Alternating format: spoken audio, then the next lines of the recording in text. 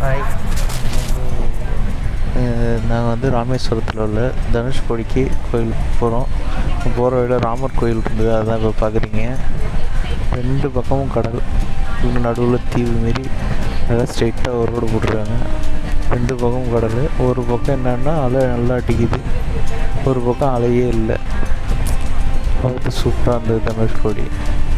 அப்புறம் இந்த 1960 இந்த இடம்லாம் வந்து ஏன்னா தனுஷ்கோடியே நல்லா டெவலப் பண்ண இடம்னா ரயில்வே ஸ்டேஷன்லாம் இருந்திருக்கு. அதுக்கப்புறம் ரொம்ப அந்த புயலுக்கு அப்புறம் 1960 அந்த புயலுக்கு அப்புறம் எல்லாமே பாழடைஞ்சு போயிடுச்சு. அந்த புயல் அடித்து எல்லாமே சேதமடைஞ்சு அதுக்கப்புறம் யாரும் அந்த இடத்துல இல்லை, அந்த இடத்தையே காலி பண்ணிட்டு வந்துட்டாங்க.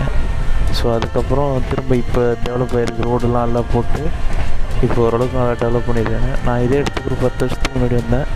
அப்போ இவ்வளோ ஃபெசிலிட்டிலாம் கிடையாது, ரோடு ரொம்ப மோசமாக தான் இருக்கும். இப்போ தான் தார் ரோடு போட்டு சூப்பராக ரெடி பண்ணிட்டுருக்காங்க. சூப்பராக இருக்குது தனுஷ்கோடி. அதுவும் அந்த பூஷ் கலரில் போய் கடையில் பார்த்தோன்னா அந்த எண்டு பாயிண்ட் பார்த்தோன்னா அழகாக இருக்குது. அந்தாண்ட ஒரு தீவாக போகிறது மாரி, இலங்கை வரைக்கும் போகிற மாரி அந்த தீவு தெரியுது. சூப்பராக இருந்தது. ஓகே, பார்த்துக்கு இந்த சைடெலாம் கல் போட்டுருக்காங்க. அதெல்லாம் இந்த பக்கம் கடலை அலை அதிகமாக இருக்குது, இந்த பக்கம் கல் போடுறாங்க. அந்த பக்கம் அலை இல்லாததால் லெஃப்ட் சைடில் களை இருக்காது, அதனால் அங்கே கல் போடும்.